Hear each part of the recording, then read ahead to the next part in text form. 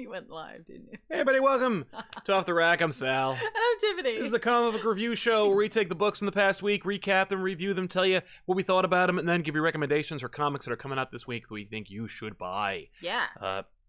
Most of our books that we get are digital, but we also, of course, like to patronize our local comic book store.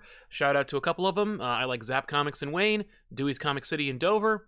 Those are a couple. Eastside Mags is pretty great too. Yeah. There's a lot. There's so many. Phantasm. Phantasm, right? Not so local to us. It's not local at all, but if you're in New Hope, check them out because they're a lot of fun. And let us know your favorite local comic book store in the comments down below this video on the replay. If you want to help us out, you can always support us by going to patreon.com/ComicPOP. Help us out there. You could support us by using super chats, make a question or comment here on the show. We will be happy to read it here on the program. If you want to check out more, if you have a gift for a loved one, Mother's Day is coming up, and if your mother is a geek, unlike mine, you can always go to insideeditions.com/pop35 or just use pop35 at checkout. Save yourself 35% on most things in the store. The store will tell you online what is eligible and what isn't for discounts and whatnot. Check it out over there. You can find the link in the description and in the chat if you're watching the show live. I also want to do, at the very top of the show, shout out to Kevin for hooking us up on Letters page for a special item that is available. It's the only item in existence that portrays this particular fandom that is near and dear to the hearts here at Comic Pop. It's in this little box. Tiffany, this is for you. This is for me? Yes. I don't know what... If you would like to see a letter or comment that's made or packaged, you can always watch our sister show Letters page. It's a program where we open up letters and packages on the show. I am in the midst of cutting a hour and a half long episode. I need it to be much shorter, so we're working it out. But in the meantime... I figured you couldn't actually see what I was doing otherwise. That's fun. Yeah. I don't know what that is, so I won't Just look the at receipt.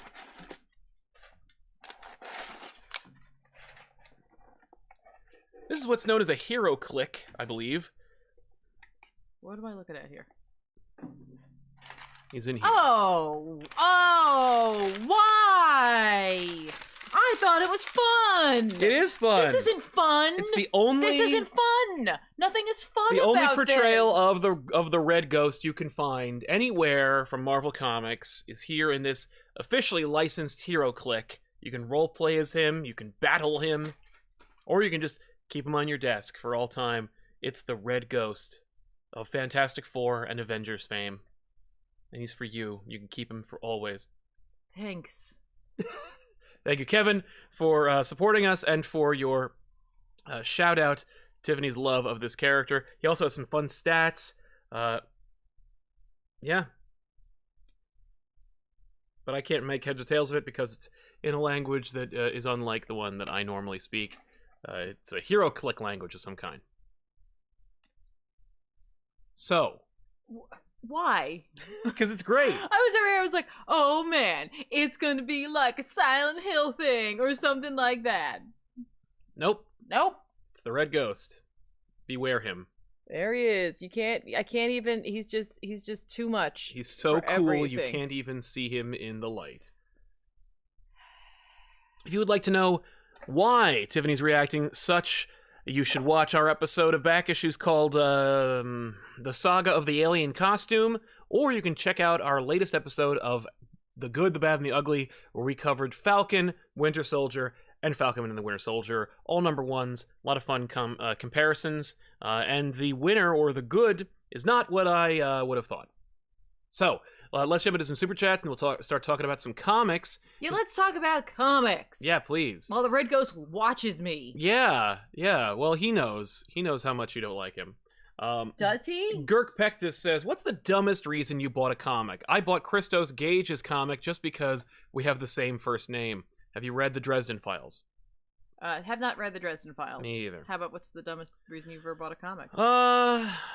I'm sure, there's a bunch of reasons. There's a bunch of comics I have in my library that I have for stupid reasons. I got one. Oh. It's not really. I don't mean this in earnest, but, because I decided I was going to collect all of Danny Ketch's Ghost Rider run. Yeah. It's a pretty dumb reason. You don't have all of them yet. I don't. I'm working on it. Yeah. She's very far along, so don't send us your Danny Ketch collection. I'm good. I've got very few that I need, and I like hunting for them. And we don't need dupes. I don't. I already have dupes because I was like, I don't think I have this one. Oh, we didn't scan it. Yep. So, yeah. I bought Scud, the Disposable Assassin #5 because Rob Schraub was moving. And Yeah, I was so just like, you did that. Yep, I own no Scud. So here I have it now. Brian Rowland says, a lot of good titles this week. Oh, I'm sorry. Hang on. Kevin Kruger says, last week I tried to order Shadow Man at my local comic book store, and the system said it was canceled. I really want to get it. Well, Kevin, first of all, it ain't canceled. No. Secondly, Valiant, it ain't canceled. So please, Kevin, let them know what store it is and have Valiant correct the error, because Valiant has a nice relationship with the local comic book stores. And of course, Shadow Man #1 is coming this month. Yeah. It is not canceled. I think it's like April 21st. Yeah, or something? it's the last week in April, I think. We'll see. It's like I don't know. It's somewhere later in April. I thought it was the 21st though. Yeah. I gotta tell you, it's hard to find the date because it's been moved a couple times. Yeah. So all I could find was just April. And I know this. I've talked to them. And maybe that's what it is. Maybe like when they went to order it, there's like a ghost. Yeah. Like in the system essentially that like is showing an older version of the date, and so therefore that was moved. Yeah, it could be. I don't know, but as far as I know, it is not. It is not canceled. I've read the first 2 issues, and it is. Oh no, you're right. It's just April 2021. I guess that's where I got the 21st. Yeah, from. no, it's just April 2021. I'm just making things up. But it's coming. It's coming very soon. I didn't see it in the previews for this week, so. No. But neither did I. Yeah. So yeah, Brian Rowland's a lot of good titles this past week, but I think I'm over Batman Catwoman. I've completely lost interest in the story. You guys rock. Thank you, Brian, for your opinion, and thank you for your patronage. We do appreciate it, sir. I gotta tell you, this is the issue for me that made me renew my interest in Batman Catwoman. I gotta tell you, I read the first issue and I Lost was interest. out. I don't know. Maybe I needed a trade. Yeah, I mean, obviously, all Tom King works read better in the trade. But I'm able to do it with Strange Adventures. I was able to do it with Mr. Miracle. Yeah. Well, I mean, the reality is Strange Adventures, Mr. Miracle, these are lesser known characters. They're giving you higher stakes tales. Yeah. I mean, Batman Catwoman has the illusion of a higher stakes tale. I mean, it's like the last Joker story, the last Catwoman story, the last Batman story. Like, it's the last of everything. It's the first Phantasm story. You know, it's a lot of stuff. But at the same time, none of it seems high stakes because how many times have I seen the last friggin' Batman story? How many times have I seen Batman and the Joker fight the last time? How many times have I seen the Joker die? 1,000. Right. Or even if I haven't seen it, maybe 2, but they're so memorable, you're not gonna beat it, you know? But that being said, I loved this issue. This is, of course, Batman Catwoman #4. Oh, you're just transitioning. Yeah, Batman Catwoman #4 from, of course, Tom King and Clayman. I gotta tell you, I love this book. I just think it's great. I did not enjoy most of, if not all of, Tom King's run on Batman. But all it takes is just like a dope ass out of continuity, or maybe it is in continuity, who gives a shit story. Tom, of course, is playing around with time. And that's one of the things that was the biggest stumbling block for me, was the time skips, the time jumps. Yeah. Not that it was hard to follow, more that it was just narratively unsatisfying. It was so all over the place for me. But this issue in particular, I think because there was a unifying like thread, but I loved it. It was also the most directly referencing the Phantasm film. It talks about the future world. Okay. World of the future. Yeah. That was a lot of fun to see. It was fun to see future versions of characters, because of course Helena Wayne is the new Bat character in Gotham, and the future old version of Penguin looks like the Danny DeVito Penguin from the movies. It does. Which I love. Like, I love that idea that like all he needs is a good like 25 years and he looks like that. Such a great idea. That's really fun. You get to see Selina use her cat as an offensive weapon to kill a penguin. It's really sad. Oh. Yeah. What did that penguin do? He sent a message. Let's put it that way. But Catwoman comes clean with Bruce Wayne. A lot of great stuff in here. Of course, you also have Helena trying to get to the bottom of the case. You got some great stuff with Mr. Freeze and Nora. Just really, really fun stuff. I don't want to spoil it too much because it's really more about the snapshots, like just these moments. Sure. And so each issue fades into the next. Obviously, there's a whole subplot about like Phantasm looking for her son. Yeah. Or Sorry. avenging him. Yeah, I know. It's really sad. Yeah. Yeah. But you also have like amazing splash pages, and I wanted to talk about this book again, just for this one thing. This is one of the double page splashes of the book. Mm-hmm. It is extraordinary. Yeah, it's good. I love this, and I've seen a lot of criticism for this book because they call Clayman horny. Well, I did happen to notice if he did that cover, there's some weird stuff going on there. Which cover? The one that was the main one. Oh yeah. Yeah. Yeah, I mean he's definitely he appreciates I think he makes some decisions that call his process into question Mhm. and like some of his intent into question. Yeah. I think that's where it goes wrong for him, Mhm. honestly. Yeah. But go ahead. Well, but at the same time you also get some it's not like that he's a one-trick pony or that he's like Yeah. a secret porn artist. You know, it Oh, really I don't- is like Yeah. good stuff that's great comics that that does terrific things. It's not just about cheesecake. It's not like, you know, certain other artists who drew some amazingly horny books that would then transition to only doing covers Mm. and just embracing their kind of like world. But yeah, I don't know. I dig it, and I don't dig it for the reasons why I think people would think. Right. Okay. You know, I just kind of like. I think it's just extraordinary work. I That's think this cool. might be like some of the best stuff of his career. I honestly look forward to, if you ever decide to do this on back issues, to hear what the guys have to say. They're definitely going to point. I mean, he did Heroes in Crisis. We pointed out. I think No, I just mean in general about the book. Oh yeah, You know what I mean? Like just in general. We're definitely going to do it. about like having like a revisit to Tom King's Batman. Yeah, yeah. So Especially because I like it. You know? yeah, I And to think hear what they're going to it's gonna say be about it. confusing. It's going to be, yeah. It means I should really round it out by doing one that I hated, like War Jokes and Riddles and something. Well, I meant for the guys. Oh, I know. Like, what's happening? Yeah, wait, what?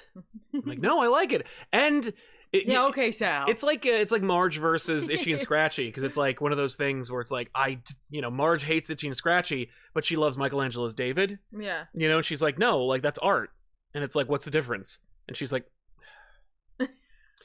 she learns a lesson. I guess I'm learning a lesson. And I guess everyone's teaching it to me.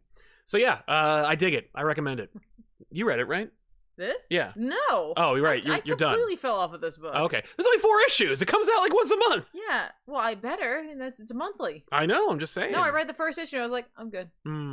It just didn't grab me. I don't Okay. know why. Well, then it won't grab you anymore because it's the same. It's the same shit, different day. Maybe it would. I don't know. Yeah, we'll see. Gravis just says, "Hey, Tiffany and Sal. Hope you Hi. guys are doing well. No better way to spend a birthday than watching you talk on great issue like Beta Ray Bill. Thank you very much, Thank you and so happy much. birthday Happy to you. birthday. Thanks for your support, man, on your birthday. So thank That's you. right. We don't sing. No, and we're not going to. No. I think that's like copyright cool now, but just in It case. is. But I'm still gonna take I'm gonna play it safe. Yeah. Be Black. I think I'm the only or one of the few lucky ones with a geek mother, a devout nice. church lady. It wasn't until I was in college when she revealed her favorite anime was FMA. Full Metal Alchemist. And Fist of the North Star. Can you Nice. imagine? I can't. That's amazing. It's adorable. That's a great reveal. I like her like holding it off. Like now that you're like, I don't know if you like commute, like if you lived there or commuted, but like I'm imagining you like moving out that day, and she's like, by the way, I here are love two of my FMA. favorite animes to like take on the road. You're like, wait, no, you just got interesting. Yeah, I have to leave. I left just when you were getting interesting. Dex Baker, I'm meaning to ask, what do you use to scan your comics? I don't. If you're asking about getting pages for back issues. No, I think he's talking about barcodes because I was mentioning. Oh, scanning, yeah. In that case, I use a little app on my phone, which is free. I think no, it's not free. It's actually quite expensive. It's not quite expensive. It's just. I think you got to pay for some reason. It's called CLZ Comics, and you can index like every issue in floppy that you can get, and it pretty much like there hasn't been a single issue that I haven't been able to index. Yeah. The only issue is, is that like it won't. Not every book comes with a barcode. No, Especially older books. Yeah, some older books. Like there's a number you can put it in, and you can do a listing yourself. And I've done a couple of those for like some Sandman I have. Yeah. But it's like that part. It's not even a pain in the butt. It's just tedious, and I don't want to do it. But I should. I should just do it.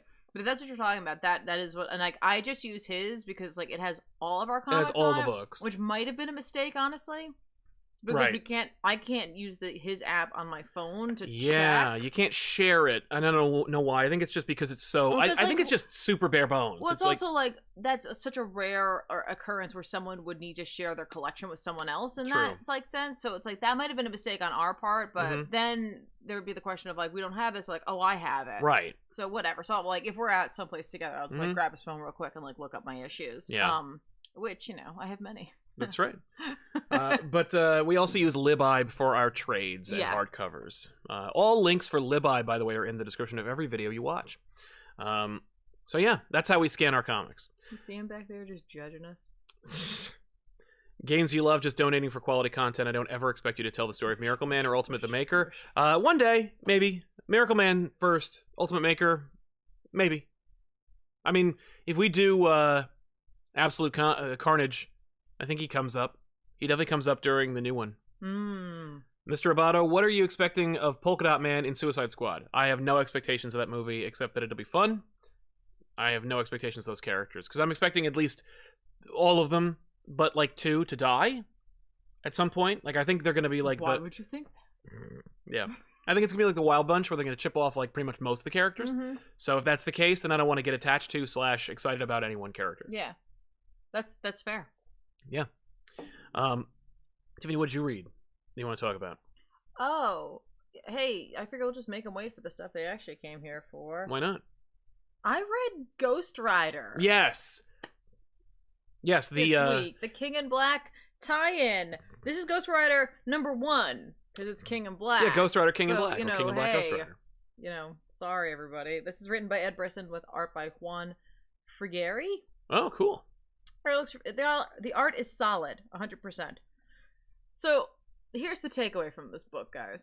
Apparently, during the King in Black invasion of the planet, and I guess particularly, like the city, or like a city, or whatever, the world, but like that's happening, but like also demons are searching for Mephisto actively, so it's like there's a lot going on, guys, in the world, okay? Yeah. And like Johnny still has Mephisto. This is literally just a continuation of the previous series. Just an off of the other series, right? He's like, give me just one book. Give me one more issue. Give me one more issue. And so here's what this issue serves to do. Because I'm not going to tell you what happens in it, because if you were reading this series and you didn't realize this came out, because this just kind of snuck under the radar.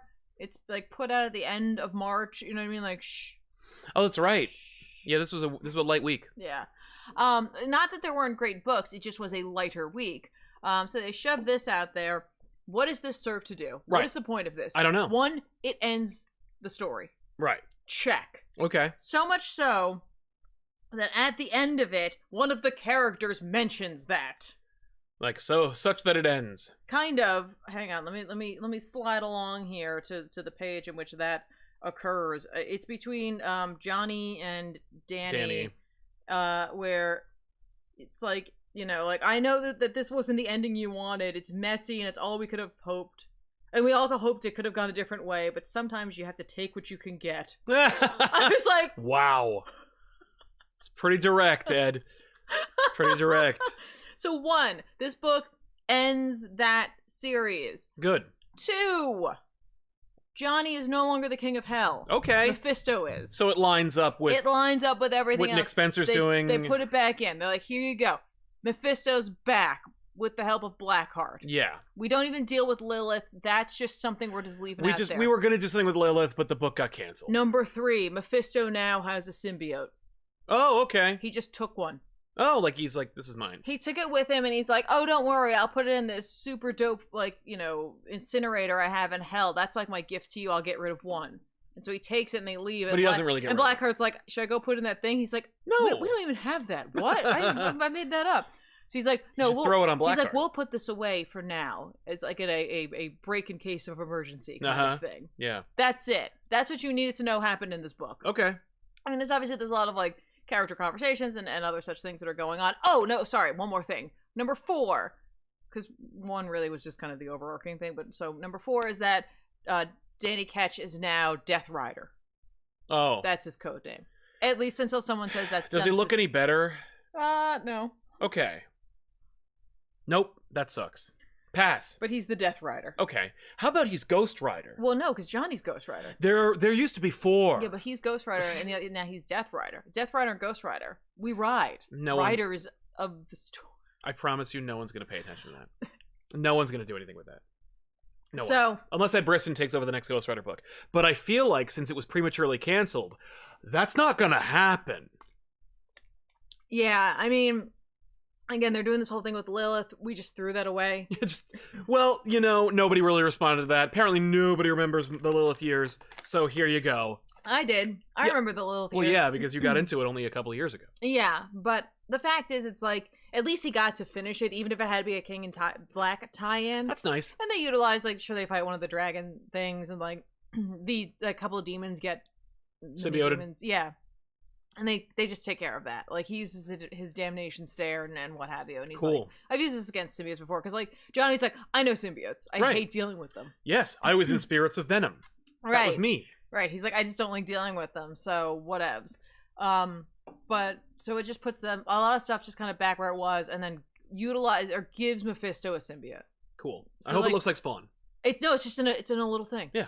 But like that's it. Like he has it like in a little cage. Right. And, like, when it comes out, it goes on somebody. It should go a cape, because Yeah. Basically, Malbolgia has all these symbiotes. That's what a Spawn is. Yeah, but. So I don't know if that like will literally ever come up in anything. Only if Ed Brisson does another Ghost Rider. I mean, like in anything, because anyone could technically use that. Yeah, like, they could. Mephisto has this thing. Yes. Right. I don't know. So like, if years from now, that like suddenly Mephisto's using this like weird thing, or some like random hellish version of like a Carnage or something shows up. Well, he is appearing in Amazing Spider-Man. Right. So maybe Mary Jane will get it or something. No, you know what they could do is like is Cletus still? Cletus is around, kind of. Okay, well they'll kill him and he'll go to hell. I mean, he's been dead, so yeah. But like, if he went there, yeah, he'll get like then, hell like, carnage. Well, then yeah, Mephisto could give him the symbiote, and he could wreak carnage further. Cool. But that was it. I just wanted to bring it up that came out. So if you have been following Ghost Rider and like we're kind of unsatisfied by how it all kind of fell apart, this might help a little bit. At least it puts things into place to move forward in terms of like the fact that it was like Mephisto is not in charge, everybody, and people are acting like other writers are acting like he is. Yep. At least Ed got to do that. So yeah, up to you, but it's out there, and cool. I read it. Okay. And I read it. Yay. Hats Beetle planning on buying a Black Widow collection in celebration of her movie. Any suggestions? Mark Waid and Nathan Edmondson's run come to mind. Yeah, Edmondson and Waid. Those are two I'd recommend. Those are great. Those are great runs. Those are the ones I was going to recommend. So yeah, I'd stick with that. Nail it. Thanks.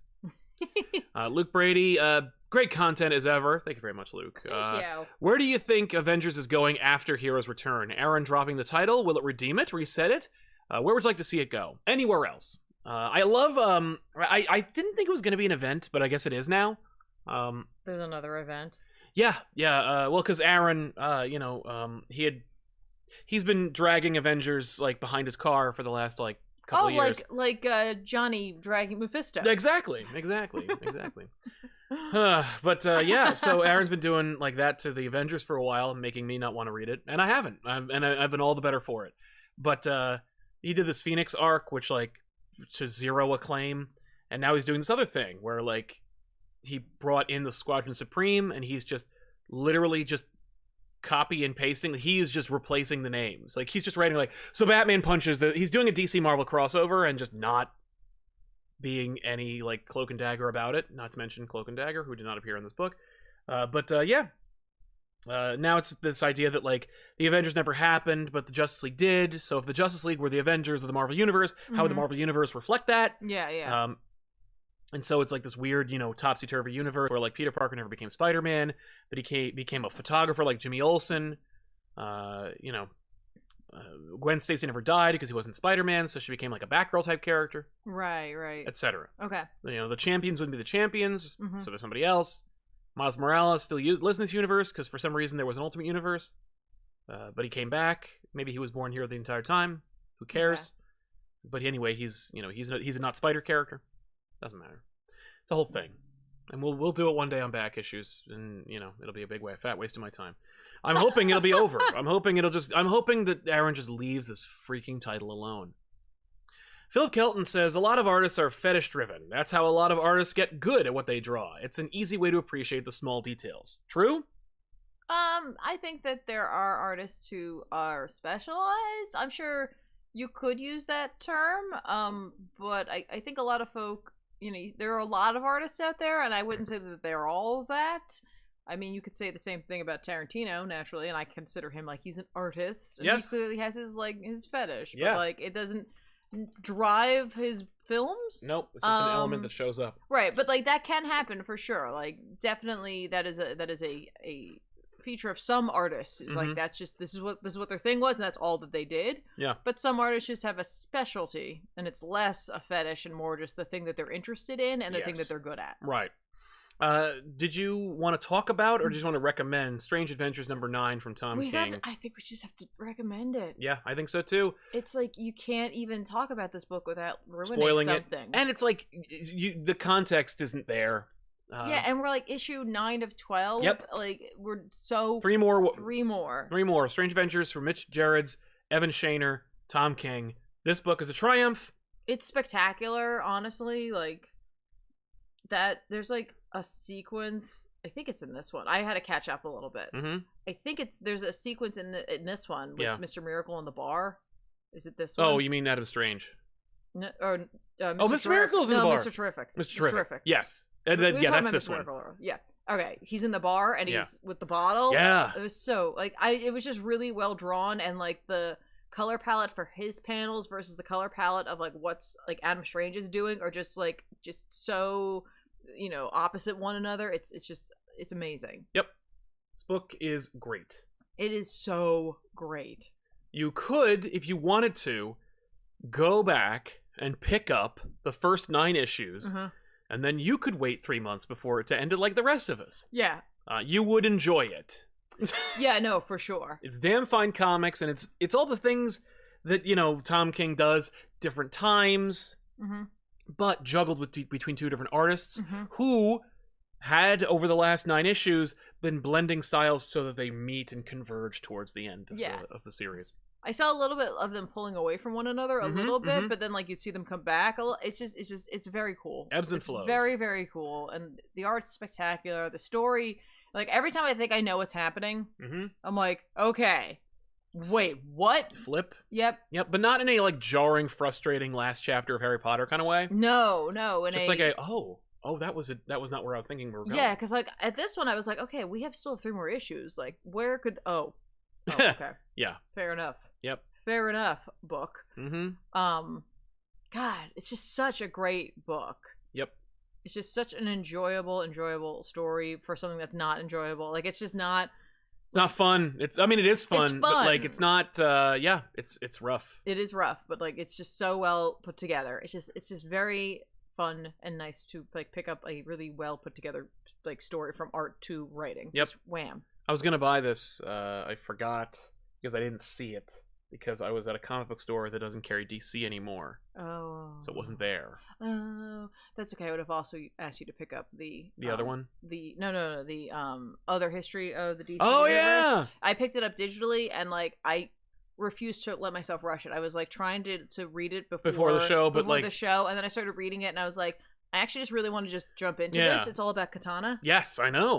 Well, we'll talk about it a little bit. Talk about just your impressions and the exploration of that series, because that's I think the last issue. Yeah, I believe so. But that was when I was like, I literally got 6 pages in, and I was like, stop. Oh. I'm like, stop. You don't do this so that you can talk about it here. Right. Although I do want to talk about it and make people aware and make sure that they know about this. But yeah.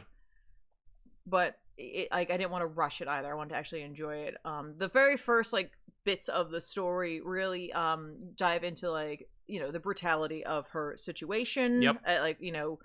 In becoming the character that she becomes, and really lays it out, and it's drawn in a very stylized and cool way. And of course, this book it's funny. It's these books are presented like a comic, but not like a comic. Yes. Like, it's not quite a comic in the traditional sense that you would think of, but it's also not quite like an illustrated story. Yeah. It's like somewhere I've seen that blend, yeah. Yeah, it's somewhere in between those two is where you'll find these stories. I think Ridley does a really, really good job of like using a minimal amount of like art, because there's definitely art in it, but there's a lot of words. Yeah, having seen it, like it's broken up, but it's not. It's like a picture book, right, almost. But it's not like, or like a handbook. Yeah, but it doesn't feel like you're like a slog, like too many words. Yeah, no, but like when you're reading a comic, you want that blend. Yes. You know what I mean? You want the blend of art and whatever. And like this, when you look at it, oftentimes look like it's mostly words. But I thought he did a very good job of really just like being like, hey, you may not be familiar with who this character is, other than maybe having seen her in the Suicide Squad, which really doesn't get across like this character. Yeah, all I know is she has my back, and I would advise against being killed by her because her sword carries the souls of her victims. Right.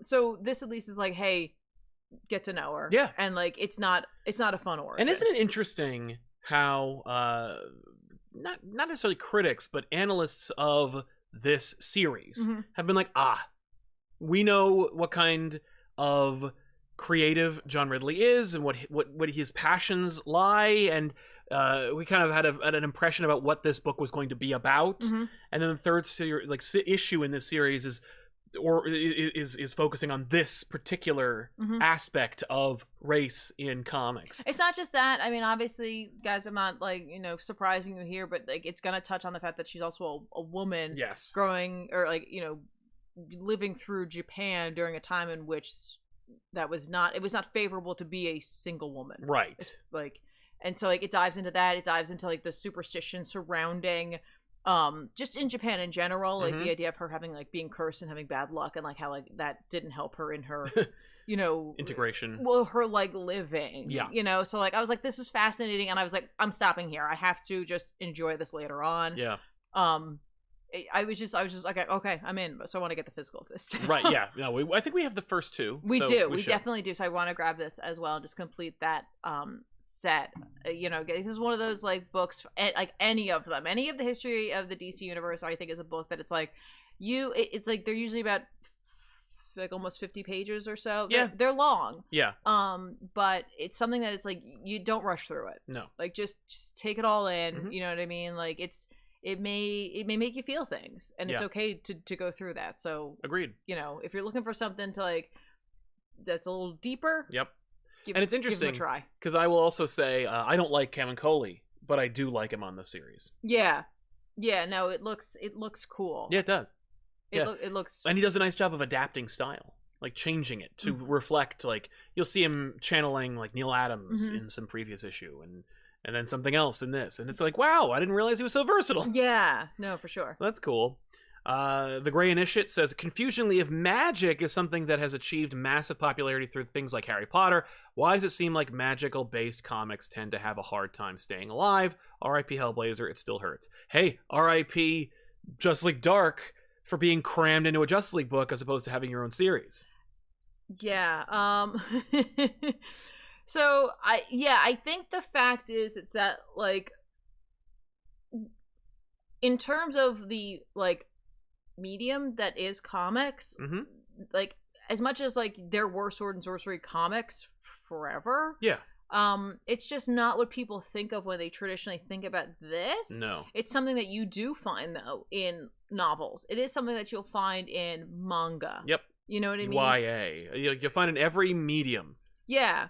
But, like, obviously, this is just not the place for it to really shine 100%. Like, it can, and I think it ebbs and flows. Like, like, for the 80s, like, the late 80s, like, jumping into Sandman in that sense. And, like, I don't want to call it just, magical, but there was that element of the fantastic there. Yeah. But that was embraced by a lot of, like, people who weren't necessarily reading comics. No. It was embraced by a lot of people who were just hearing about it and, like, just, like, wanted to get their hands on it. Maybe appealed to people who weren't reading comics. Yeah. And so, like, I just honestly feel like it's just not the thing that people think of when they think about comic books. Is that like, oh, I'm going to read a magical comic. No, I'm going to read a superhero comic. Right. That's what goes in comics, or superheroes. And it's like there's a lot of other nuance to I that. agree. And I mean, you have like entire companies that are based on, you know, not just making superhero comics, you know, right? Boom. I mean, Boom has like, of course, Boom like, has a couple, but the reality is most primarily IDW, Boom, Dark Horse, and Image. It's you'll find all styles of books. You know, you'll find magical books, you'll find, you know, slice of life, you'll find noir. But I think it's just a you know, mental state of like what type of media you're reading. Again, like I feel like with manga, yes, are there like, you know, shonen manga and bishoujo manga, but like the idea of having something called a slice of life isn't unheard of. No. You know, and so it's accepted. You know, you got like, you know, there's a book I desperately want to get my hands on, even though like I don't need anything else to put on a shelf and not have an opportunity to read. But like it's just, I was blown away by the art in it. It's a manga, which is like, it's interesting because it's like the art for those are traditionally, it's very rushed, but like there's just something beautiful about it. I think it's called Witch Hat Atelier. I had it on my wish list. I've had it there forever, but I'm like, hey, I don't really need to have it. But like it's magic, you know. And like I'll watch some magical anime here and there, and like we'll watch anime that has magical undertones, but like tied with that slice of life. And it's just, it makes sense. Right. You don't question it. No. And so like even though you have things like Hellblazer that are critically acclaimed, you know, you've got entire runs of like Hellblazer which are like forgotten, and you have others that are like, you have to read this. I don't care what you're into, you have to read this, because trust me, it's like an experience you've never had. You look at a book like Preacher, you know, but like when you then look at like the main parts of the company, like most of those, while they may have started at DC, then transitioned to Vertigo, they were put into another place for people, for like-minded people who were looking for that. But when you bring it, I think, into the main continuity, even though like, you know, Doctor Strange came about during like, you know, the 60s and like, you know, psychedelic era, and it made sense. But I think as we pulled away from that, everyone wants superheroes. Yeah, I think you're right. Sorry, that kind of went off. Adam says, you will make a very happy boy if we can get a back issues from Wicked and Divine or Planetary. There is like an unofficial, totally unofficial back issues of Wicked and Divine. Technically.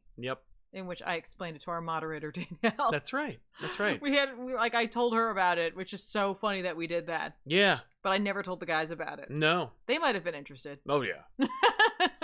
Patrick Lawson, happy April, Comic Pop. Take some cash. Thank you, Patrick. Thank you very happy much. April to you, too. Langley, I lost my second cat in 2 weeks today. I'm sorry to hear that, man. I'm so upset.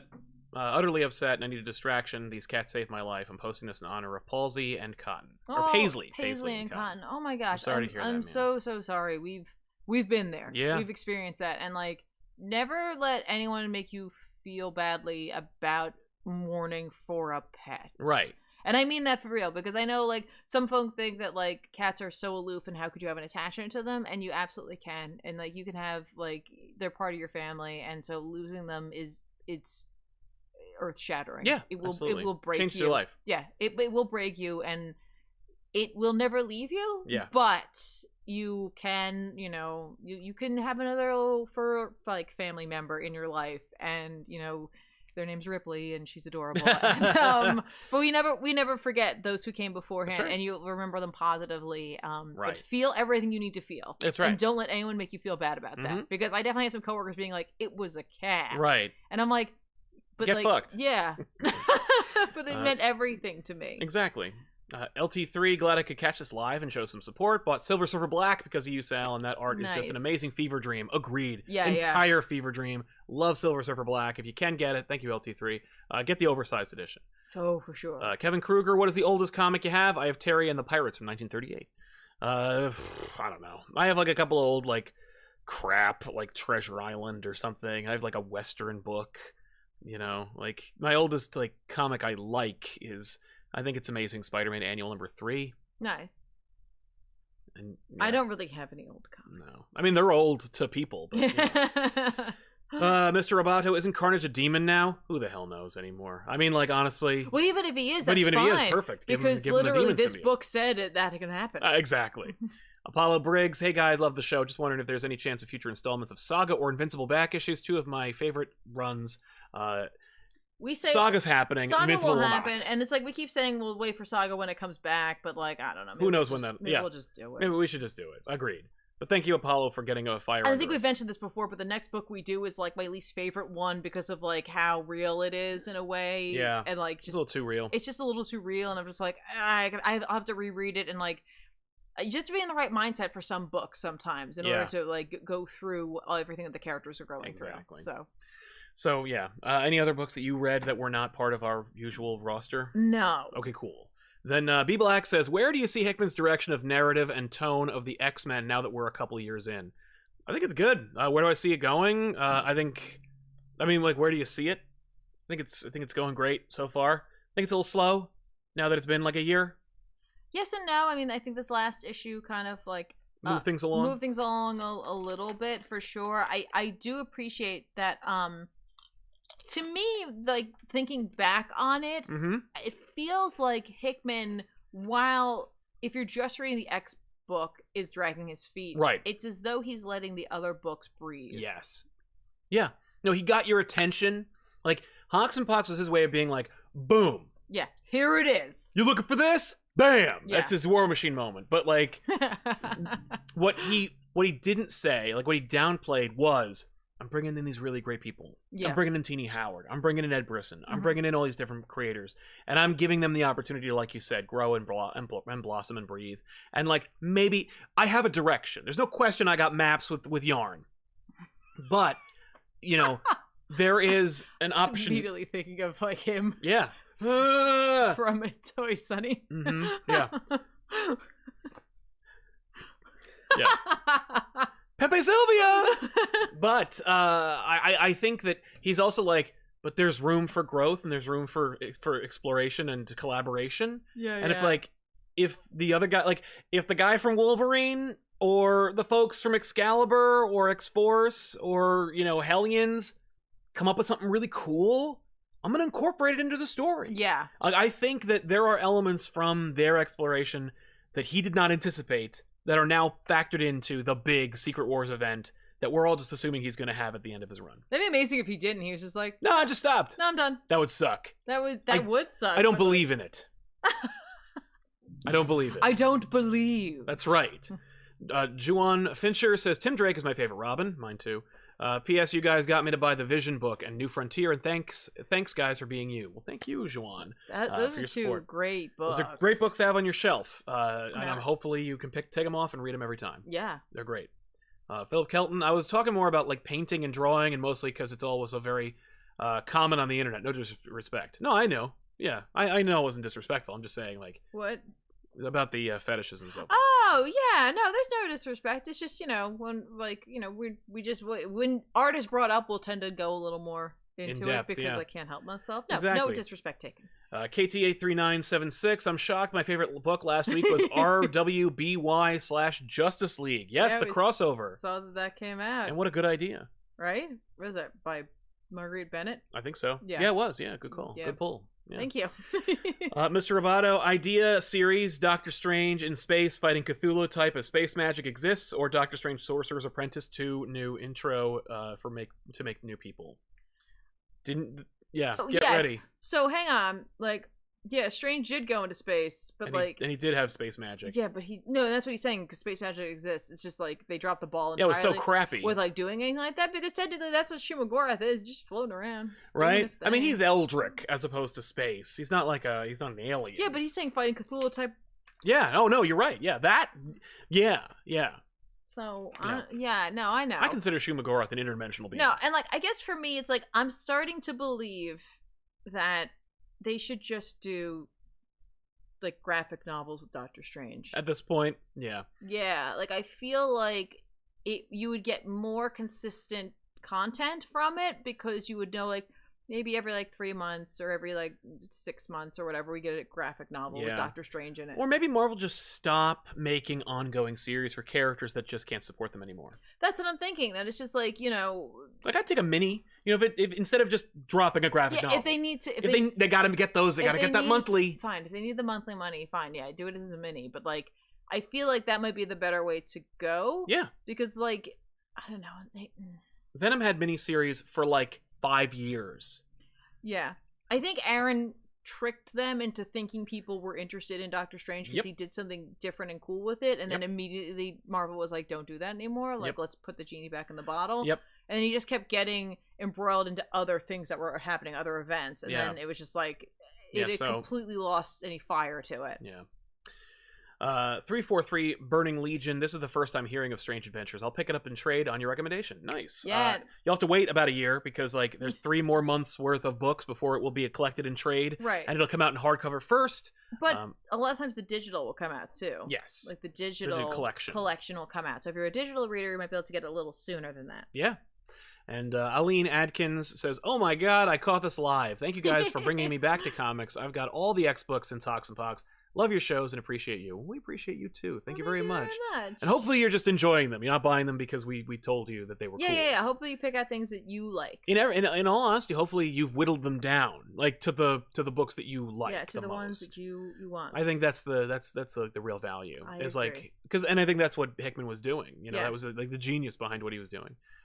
B Black, other history of the DC Universe weaves in real experiences with classic status quo stories. I can see these used for any of these characters' DCEU debut. Yeah. Not a bad idea. No, for sure. Absolutely. Except for Katana, who was already debuted. Kind of. But they could soft reboot her. Yeah. I mean, they're rebooting. Well, if like regardless of that, regardless of like, again, I haven't finished that one, so I don't want to speak to how this like rolls out, but like that it can either fill in for information you wanted, but she's barely in that movie anyway. That I'm like, it's fine. Yeah, it's a fine. Big wasted opportunity for that character. Kendall Person has an adorable corgi. It says #1 on it. It's painting it on there. I like that. I do too. Good call for art, by the way.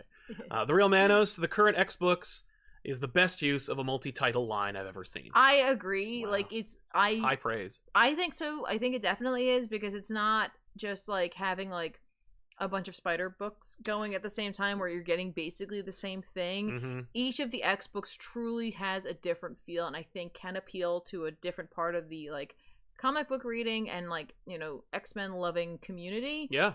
And some of us are reading like most of them, and like some of us aren't. Some of us are just like picking and choosing. There's nothing wrong with that. No. But it's so like refreshing to see it done in such a nice way where I hope no one feels like they have to go out and pick up all of these. No. I think it's very safe to say that you can just pick up the ones that you're interested in, and then like if something is coming up, maybe you'll go back and grab a couple of issues just to try to fill in here and there. But like it's nice.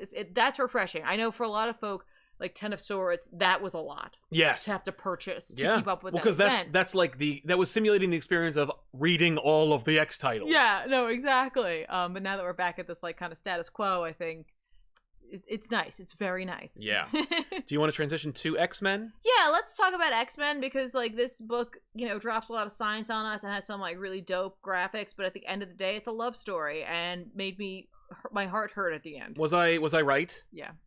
I actually, you weren't even in the house. I went, wow. When I started reading it, I audibly went, wow. I've had that moment too, and I love when it happens. I just truly enjoyed this issue. And I know there must be so much in here that like people will like make videos and write articles about like all the little things here. I hope they do. That'd be nice. That'd be fine, whatever. And I'll happily read them and check them out. As opposed to Madge Report means there's going to be X-Men in the MCU. Sure. What? Yes. No, jump into this and then, you know, tell us about how all of this. Like and subscribe. Oh my gosh. But this like for me turned out to be a story about people. Yeah. And I was like, damn, you like bait and switched in the best way. Yeah. It wasn't even for me a bait and switch. It was just what is this gonna be? Like, all right, we're in this place, and like I'm reading words, and I'm like, I know what all these words mean when they're by themselves. When you put them all together, what the fuck is this?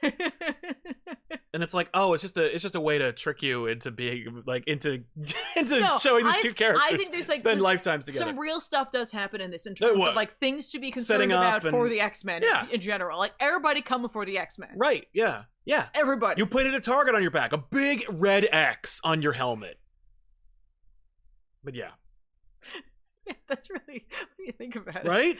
X marks the spot for the crosshairs. Blam! It's kind of just an invitation. Yeah, you're selling drugs to the world, and you build an island where you all bang each other, and there aren't any unattractive X-Men unless you're made of rocks. So like, and even then, they're hot rocks. They are hot rocks. Ooh. Yeah, don't forget magma. Justice for rock slide. Anyway, so yeah, the idea is like this, and I remember like the last issue where it was like, fuck you.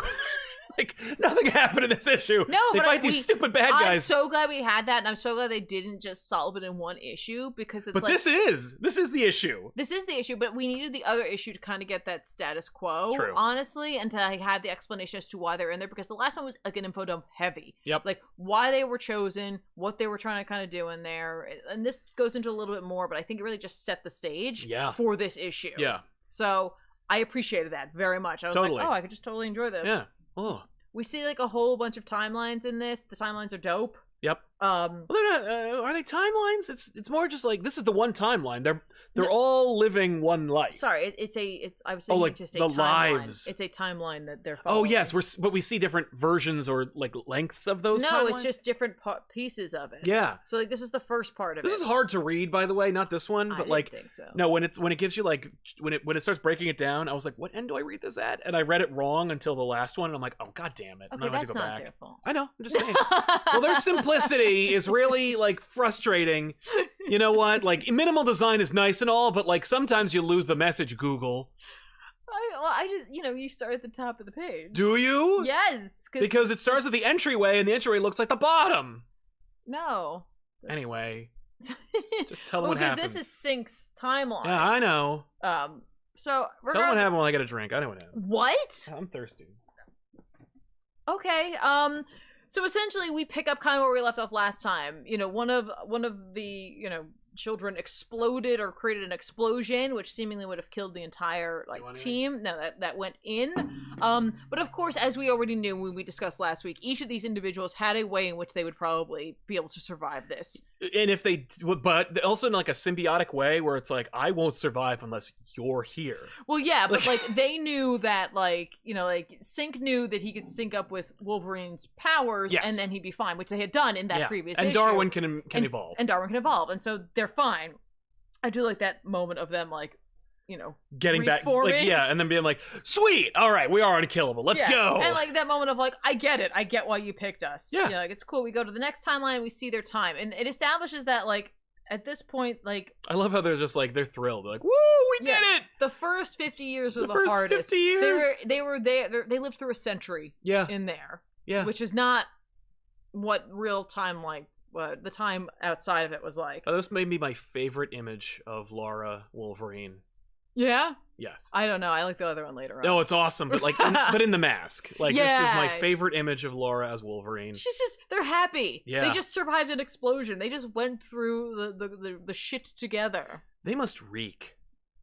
Why? When they by like year 100, when they're in their same clothes. Oh. Well, I mean, Darwin probably does, and he probably evolved past needing to stink. He probably evolved past the need for clothes, and he's like, my skin creates clothes now. Yeah, the other two, I don't know how that works. It's whatever. Well, she just keeps losing more and more clothing, but anyway. Yeah, she does. But essentially, we get the idea. It's like, okay, so they had a job to do, and they, set up a command center, and then they attempt to make. Send a message out. They know it's not going to work, but they try it anyway, just to make sure. They inevitably find one of the children. They take some of their DNA. Like, it seems like they're trying to collect the DNA, but also figure out where. Well, in the last issue, we also established that he can take their powers as well as mutants. No, for sure. Which is important and valuable. Well, Sync can do that. That's what I'm saying. Yeah, but Darwin is the one helping to collect the DNA. The DNA. Yeah. Or maybe Sync is, regardless. No, Sync is. Yeah, you're right. Sync is. They map out the rings. There's rings to this city. Yep. And inevitably, they're detected. Right? As they would be. And they think they knew that, but the mutant incursion is detected. Which then, after the mutant incursion, the Vault puts a shield around itself to prevent them from doing this again and or leaving. Yep. They figure out that shield can cause them injury and also being depowered. Yes. which is like they said like time unknown. They're not sure about that. Right. They will lose their powers for an indeterminate amount of time. Yeah. Which does factor in at the end of the story. Yeah. They also determine that like the city has a cycle where it's like there are 2 months for like growth and then 2 months for dormancy. So like the city will grow and fix itself. They watch that happen. It's like a living being, and the children will go to sleep. Right. Their assailants will also go away. Yeah, exactly. Except for one person. Well, we find that later on. Yeah. Inevitably, they discover after they discover the shield, they try it a couple of times, and eventually the team breaks up. Yep. We don't even see half this stuff because it's illustrated through graphic. But we're like Wolverine hunts alone. Yep. There's a rift where like I think they get into a fight. It's just kind of there's no fight. No. I assume that there's Wolverine, just like they can't work together. Wolverine goes off on her own, which is like no, that's happening. Yeah. Like that was happening regardless of if they broke up or not. Sync finishes constructing the stasis for the DNA that they've collected, which is now more of the children than they had before. Yep. And Darwin adapts for isolation. Right. I was like, oh. Yeah. But then inevitably they come back together. Right. And they're like, cool. And they decide they're going to assault the city. It fails because it turns out it turns out that while the children are sleeping and so is the city, actually one of the children, the child Madre, is awake. Yes. And which of course is Spanish for mother. Yes. So it's like she's watching the children sleep. Yeah. Because that's creepy. So when they go to like I guess like deal with the children, she's there and they're like, oh crap. Yeah, they're like, I think they say like the first time that they weren't caught, and it was the second time that they were. And so what they do is, in order to avoid capture, is they cut off Darwin's arm, knowing he can grow it back, throw it, and there's like an explosion. So the children think that the X-Men have died again. Yeah, and they're like, if they have a trophy and they know that they've won, they'll stop. But it turns out that's not what they want. They don't believe in them. Like they don't. These are not creatures that operate like the rest of us. Yeah, they don't celebrate. No, it's not enough of that. I'd like they mentioned like the idea of like beating them to death with it. I'm like, that's terrible. Right. Inevitably they decide to like go back for the children. I think they fight Madre, and then they realize they need Diamante, who is like he's like a supercomputer, right? And he has like the entire history of the vault, and they need it, and so they get it. Mm-hmm. They realize that and they learn all this stuff, this context they need about the children and about how many more like there was the first, there was the second, and like if you have been if you had ever been interested in these characters before, you've seen these designs before. Yeah. Like so so there they are. They go through the first, they go through the second, and then they just like it's determined that the third, that's the one that's gonna nail it. Except then like Krakoa happens. Yep. And so they realize, no, we need the fourth. However, the city or the vault is unable to produce that at its current abilities. Yep. And so they're like, uh-oh. Sweet. That's not good. No, I think it's great because it means they can't make the vault is like, uh-oh. Oh, yes, the vault's having a problem. The vault's having a moment for itself. Yeah. I think it's like 100 years later we get a dope image of our like team. Yep. It's just like, amazing. This is what they look like now. Yeah, I love it so much. Yeah. And they're like, okay, so essentially it's time for us to leave. Yep. So they decide, I think they go for the city itself, and it's a trap. And it's a trap that's been set up for decades. Like, this it's like, they're like, we got time. We got temporal distortions here. We got all the time in the world. Like, these people do not care. Yeah. They're like, whatever. Yep. And so they're captured. Well, they are and they aren't. Like, it turns out, like, as they're being attacked, they recognize that they're like, oh my gosh, Darwin. That's what they're going for. Is the primary target. That's who they want. Mm-hmm. And it's way too late that they realize this, of course. Darwin and Wolverine are pulled away, and Sync is left alone. Yeah, I mean, they're all captured, or at least Sync is taken. Yeah, I guess. Yeah, Sync's put in jail. Yeah, it's like the image says that, but then when he doesn't say that. Right. I assumed that Sync was in jail, and they just like were, and they just don't regard him, so they left him with supplies. Oh, that could be because he knows because he says he was in isolation, and like he feels old, and the fact is that like he because it says he attempts to rescue them and it doesn't work.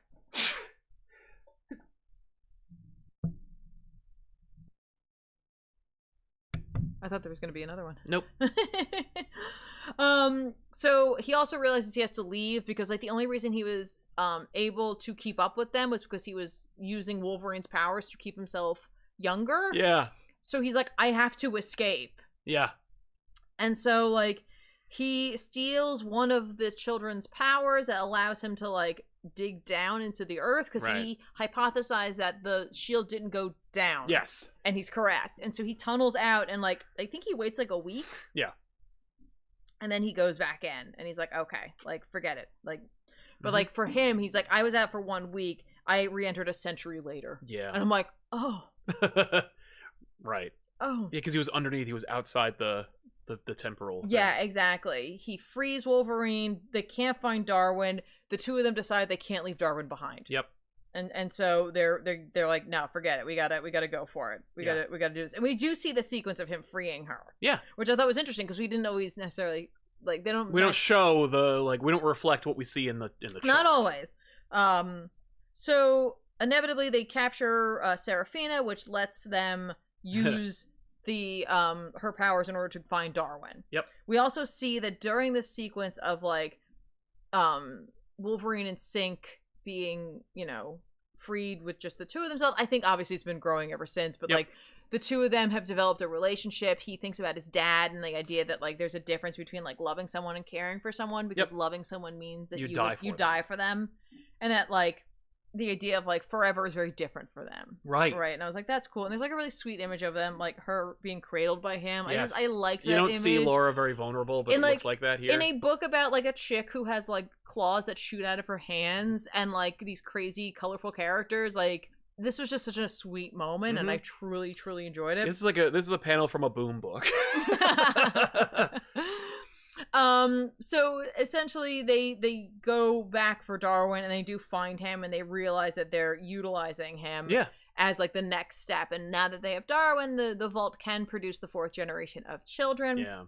And I guess by extension, like every generation of children and so, because they can evolve. Yeah, and there's like a whole breakdown of that. I'm not going to get into it. No. But you can absolutely read up on that. But they have to get out. They go through one of the shields that they know will disrupt their powers, and so they do that. And on the other side of it, like depowered and de-haired, Laura's like, you have to go. Yep. Like, you don't have powers anymore. He's like, neither do you. Right. And she's like, yeah, but I'm a badass. But like, I can fight and I still have claws that shoot out of my hands. Right. So like, at least I can hold them off. But like, someone has to get out of this vault. Because the key here, folks, don't forget, is they can die in here, right? And they'll be resurrected, but they won't have any of their memories because Cerebro can't probe into here to like make a download of their current like brain patterns and consciousness. Which is also like part of the motivation for why they needed to gather as much information as they could and survive and escape. Right, which is probably why Synch went out of the vault for that week anyway, just obviously to get his bearings and to like take a minute, but like he got like a check-in there, but they didn't have that final component. Nope. And so they wouldn't, if they all died in the vault, no one would know, first of all, that they were dead for sure. And they took Darwin and used him. Yeah, and that they wouldn't be able to, essentially, they wouldn't know that they had the 4th children that they were then working on. Exactly. Or the 4th generation of them. Yeah. And so he leaves crying. It's very emotional. And then Laura does what, you know, she does best. She does. Just fight naked. Yeah. It's like really well done. It's really well done. Everything's hidden. Everything's hidden, but it's still like it conveys everything. It's just so cool. It's very like raw. Yep. And she has no hair because she just went through that thing. Yeah. And then Synch makes it out of the vault, and he's shot from behind. Yep. And he just calls out. He's to the like, Professor, can you hear me? Can you hear me? And like one of them's like, yeah, I can hear you, whatever. And he's like, I'm not talking to you. And he's like, it worked. Yep. And he wakes up on Krakoa. He is, you know, reborn. And he's like, and he has all the information, which means that they now have all the information. So like, Cyclops puts his hands on his shoulder, like, good job, buddy. Good job. I can't even imagine. Yeah. I can't even imagine. He said you were missed, which I thought was nice. Yeah, it's nice. Yeah.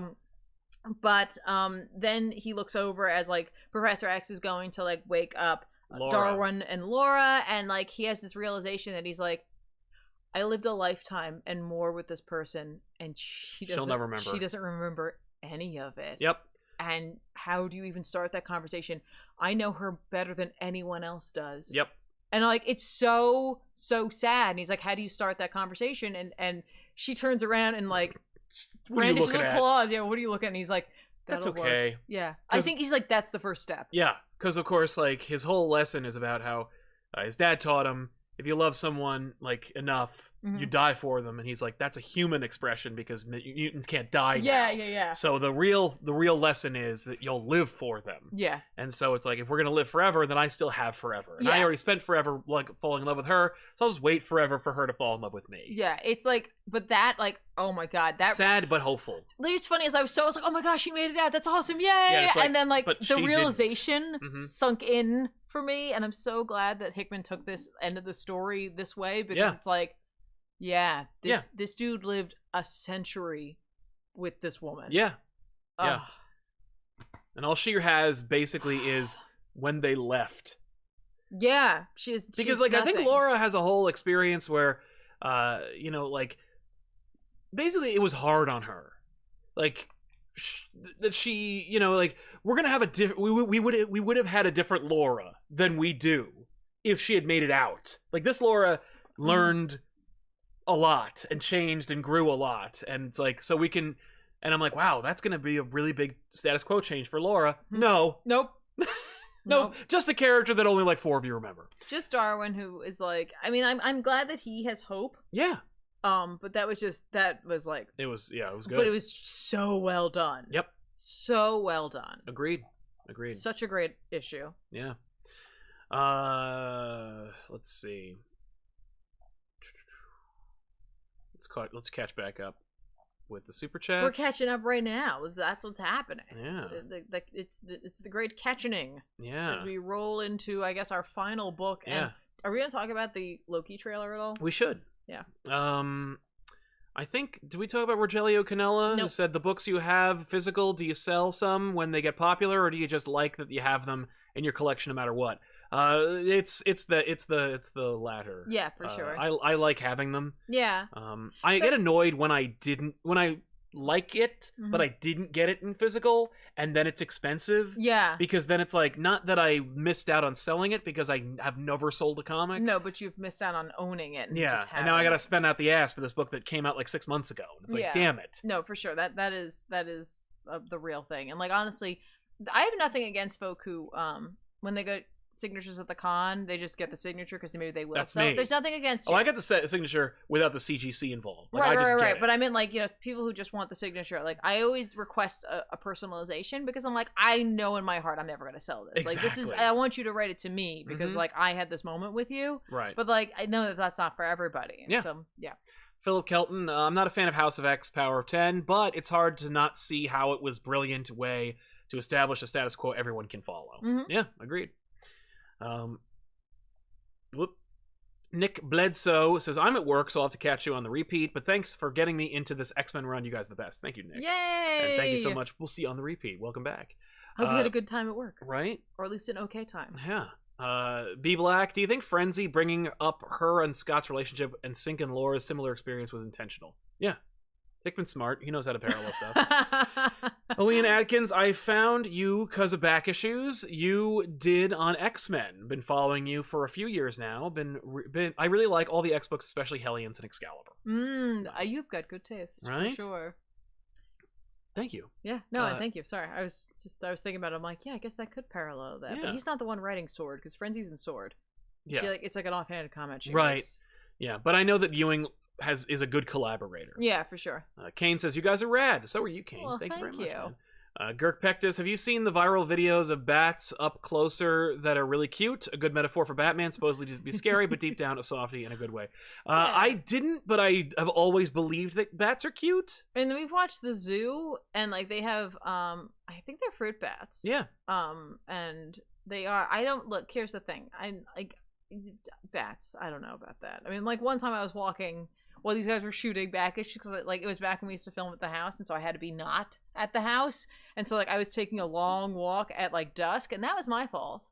But there were definitely bats, and they were definitely like swooping down, and so like literally I ran away, and I ran out towards like the main road, and I had to walk up this huge hill just to avoid the bats. Yeah. But they are cute. Like when you see them up close and they're eating the fruit, they look like little puppies. Yeah, they do. Little sky puppies. Kit Kat Sneak Attack with some support. Thank you very much. Thank you so Great much. name.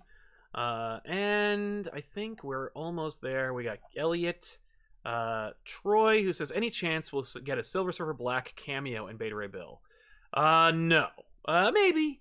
Probably not. I mean, it's because it's a King in Black tie-in, the Beta Ray Bill book. Mm-hmm. So I feel like it's caught up with what's happening in King in Black. Mm-hmm. And I don't want to spoil King in Black, but I will say that if you thought that they were going to leave the Surfer out of it, you have another thing coming. So Beta Ray Bill #1 from Daniel Warren Johnson came out. We knew this was coming because we talked to Daniel Warren Johnson. You did about a year ago. If you haven't already watched it, you should. Most of you didn't.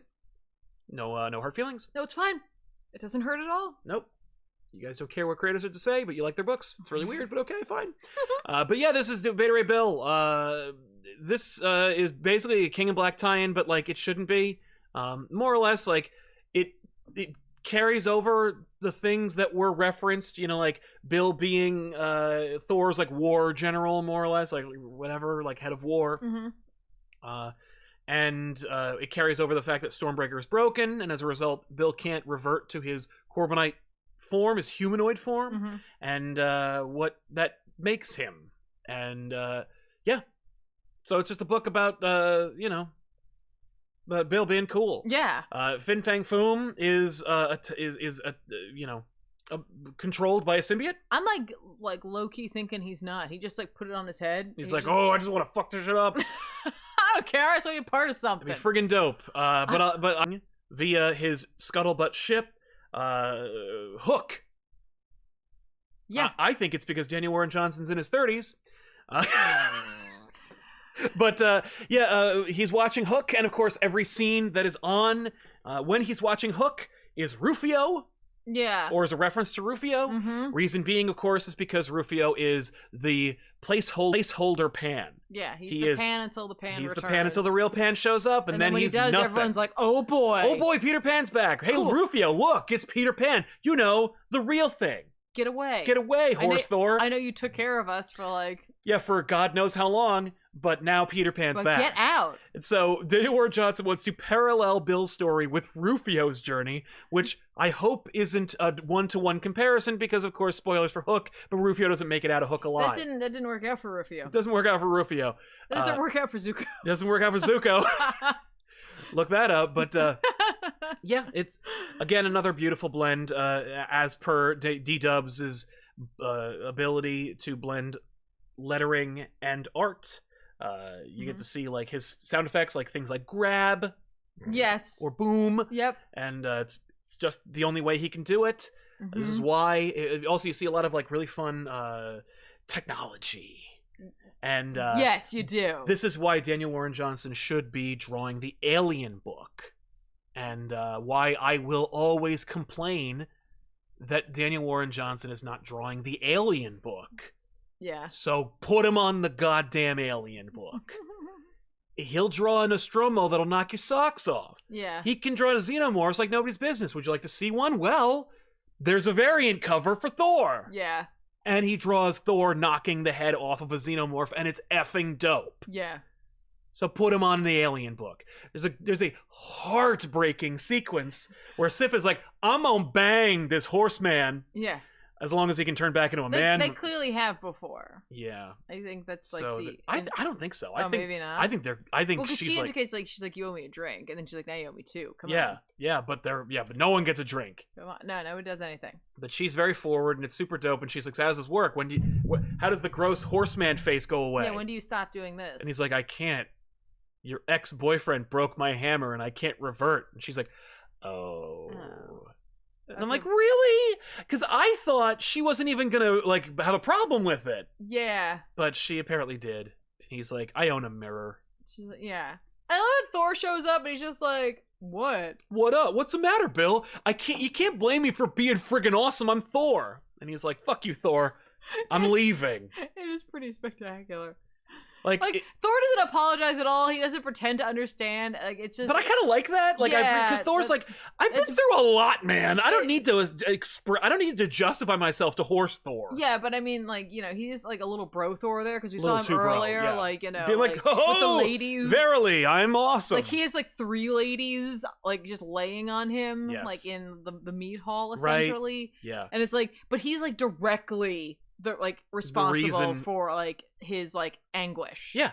Yeah, he's like, you show up and take my victories away, and you're the reason why I can't get laid. Yeah, and you took your dad's gift to me away. Right. Yeah. Like you may have like a weird, complicated relationship with your father, but like your father and I had respect for your dad, and he gave me something, and you took it from me. Yeah. And you took it from me in a way where I was only defending your honor. Yeah. And you wouldn't just explain yourself. Yeah, and it's not like Thor's like, oh. No, he's like, okay, well, I don't have any control over that. Not my circus. Not my monkeys. Not my rodeo. Not my horses. So Bill leaves. So Bill leaves, and we got 3 more issues. What a smart idea, by the way. Thank you, Marvel, for not turning this into an ongoing that will be canceled in 8 issues. Yeah, no, it's just here's the book. Here's the book. It's 4 issues. That's all D-Dubs had time to draw. And I don't blame you. It's fucking great. It looks awesome. There isn't a panel that's out of sync. There isn't a moment that isn't like lovingly attributed. It's just a great book. Super dope. I can't wait for the next one. Please write more. Please write more. That's my note. That's my note. Please write more. Please do more. It's amazing how much that gets play. Yeah. That quote. Right? Yeah. Seems a little insincere. But it's not. It's freaking awesome. Like, it's even a King in Black tie-in, and they didn't put that awful logo in the corner because, like, it's not. Fuck you. Whatever. But, I like Thor. You could just put that, or Beta Ray Bill here, you could, like, put things that Beta Ray Bill wants you to do. Yeah. Beta Ray Bill wants you to pre-order your comics. Pre-order your comics, you sons of bitches, or Beta Ray Bill will scare the shit out of you. Beta Ray Bill will cop block you, son of a bitch. But, yeah, no. This is a dope-ass book. Buy it. Most of you did, because every comic book store I've been to is sold out of it. Who'd have thought? Yeah, you got a copy. I did get a copy, but it's a variant. You not like the variant? It's fine. They only had 2 variants left, and I got the better of the 2 lesser variants. I wanted the cover. Oh. The newsstand edition. I'm sorry. Me too. I guess you should have gotten out there sooner. Yes. I underestimated the staggering drawing power of Horse Thor. Beta Ray Bill, hard recommend. Read it. Yeah, buy it. For sure. Enjoy it. Find it someplace. There's no news about second printings, but there will be because it's sold the hell out. Nice. So yeah. Kweku Akaye says, I like how Laura pops the claws at Sync after the res the same way she did before they went in the vault. I forgot about that. Yeah. That's nice. I hope they're both on the new team. Yeah. Me too. Maybe they should make their own team. Yeah. Sexy team. Dark Knight Nation sending thanks for all the thoughtful content. Well, thank you, Dark Knight Nation. Much. Really appreciate it. Super Cliff, what's up, guys? Sending love from Boston. Hope all is well. What do you guys think of the Infinite Frontier books thus far? And how do you pack your car in the garage? I will tell you, it's fine. Yeah. It's a thud of an event / initiative, but it never was meant to be one. It's just a catch-all. I mean, I liked where that Wonder Woman book's going. It doesn't, for me, it doesn't feel like any. Like I'm okay, we're just going through. We're just going. This is classic DC. Actually, this is actually a more emblematic DC event because like New 52 came out. People are like, oh fuck, I'm gonna buy every issue. 52 Comics, yes please. What's it called? Rebirth. Clearly orchestrated, plan in place. But this is more honest.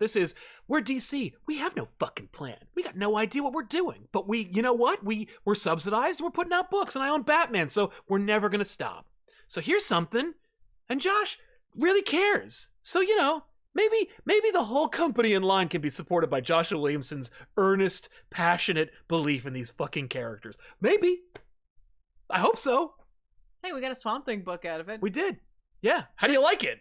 I like it. Yeah? I read the first issue. That's right. It was fine. It's Ram V. Yeah, that's right. That's right. New Swamp Thing. Yeah. And, hey, listen. They could have canceled Justice League Dark. But they shoved it into a book that enough people will buy. It's almost like they were like, Ram, you may have one magical title. Yeah, you can have one book on its own. Yeah, it's either going to be Justice League Dark or it's Swamp Thing. You can't have both. Right. You can't have both. There aren't enough magical buying people out there. I can imagine the conversation was, you don't need two. You could just put Swamp Thing on Dark. Like, he's just in the team. You could tell you Swamp Thing. Yeah, but you could tell you Swamp Thing story in the Justice League Dark book. Just lie to your audience the way most comic book writers do, where it's like, hey, this is a book about this. No, it's not. It's actually about what I wanted to write about. Like, hey, here's Justice League Dark. Oh, but coincidentally, for 3 issues, it's only going to be about Swamp Thing. Like, you know how it goes. Yeah, I do. So yeah, that's what I think about Infinite Frontier so far. It's fine. There's nothing really bad about it. It's just, and that's the thing, is there's nothing really excellent about it. It's just like fine. Like, finally they figured out something to do with Wonder Woman. Thank you. Yeah, I'm enjoying that. And hey, Swamp Thing book, good. Yeah. Buy it, because if you don't, you have no leg to stand on when it comes to, why don't they make Swamp Thing books? Why isn't there an Etrigan book? Why isn't there a Ragman comic? Like, because you motherfuckers don't buy magical comic books, that's why. I'm buying it. Yeah. Sometimes I buy it twice. You gotta pre-order it, though. Yeah, I can't do that digitally. No, you can. Oh, sorry, I can subscribe. You can subscribe. I never subscribe. Well, you should. I should. I do. Should. After I made that whole thing about pre-ordering, I literally subscribed to all the series that I'm just not going to stop buying. Oh, okay. I should probably do that then. Like Beta Ray Bill. Well, I got to make sure we don't cross over then. Yeah. Because that happens sometimes. Yeah, no, you're right. Actually, Okay. I should probably make sure to do that. We should have a conversation about that. Yeah, let's do that. Chase Wellings, more Immortal Hulk on back issues? Much love, thanks. Yeah, I got to do at least Volume 2, and the reason for that is because I bought Volume 2 before I bought Volume 1. So I got both. Did you get the wrong one? Yeah. Unique Manchild, much love to you too. Thanks for the hard work you do to entertain us. I love the line from Bill about that one Inhumans baddie being weak to hammers to the face. It's amazing. Good stuff. Yeah, no, Bill's dialogue is fucking awesome. Thank you very much for your support, man. B Black, I feel for Bill. They gave him a very relatable problems, but I don't blame Thor either. With everything going on, Bill's ego is at the end of his list. I agree. I think I only blame Thor in that moment. Right. Of like once it was explained to him, having no sympathy or remorse. That, you know what it is? That's King Thor. That's Thor being like, well, I got a lot going on. You know what? I'm gonna leverage our friendship one more time. Let's just see. I'm just gonna roll the dice on this one. I know I broke your hammer. Yeah, I know my dad gave you this hammer. And yeah, I know you want to bang Sif. Why do you think I broke your hammer? No, I'm kidding. Cam Census popping in the show to support Tiffany. Have you seen Stray Dogs? Oh, well, thank you so much. Read Stray Dogs. Have I seen them? I mean, like, I hopefully not. Hopefully they, Yeah. All in. I have not. That was I looked at that. I don't know. It didn't grab me. Well, he loved the first 2 issues and thought it'd be up your alley. Hope you guys are well. Thank you, Cam. Well, I'll give it another look. Yeah, another look. Passing glance, perhaps. What? No, I'm kidding. Woof. Woof. So, yeah, I wanted to remind you really quick, if you wanted to, like, get a gift for somebody, you could always do so by checking out Inside Editions. Go to InsideEditions.com, use the promo code POP35, or just click the link in the chat or below to utilize that. The website will tell you what is qualifying for a discount and what isn't. The reality is most of them do. So check it out. If you use that, it refers us, and so we get like a percentage. It's not like a sponsorship. We're not getting paid by the episode or anything, but the commission is the way we get paid. Hashtag sponsored. Hashtag technically sponsored. So I guess I'll put that in there. Hashtag promotion. Yeah, it is a promotion. I mean, technically, yeah. We're getting a promotion. No, we don't get any more promotions. Those days are over. And not just for us. It's not like we did something wrong. It's just like all the companies realized, like, oh. I was thinking like a promotion in the company. Oh, that'd be nice. Oh, yeah, I'll promote you, sure. You're Grand Poobah of ComicPOP. Does it come with a hat? I think you know it does. Yes! So let's recommend some comics that are coming out this week. Why not? Jump into it. You got a couple X titles coming out, folks. Excalibur number 20. Titled The Phantom Menace. I got one in there. Yeah. Yeah. I'm in. I'm in for this ridiculousness with Malice. Yay! The invisible, like, mutant threat. Uh-huh. Marauders number 19 is coming out for my Marauders folk. We're my Marauders. We're my Marauders. Oh, I forgot Duggan. I didn't name drop Duggan either. Duggan's in this too. In what? In the X roster. Oh, like, yes. he's another writer. Yeah, no, I mean, you missed like Ben Percy and Duggan, Duggan that's right. And, Ben Percy's really the one I was Alan supposed Ewing to reference. and yeah.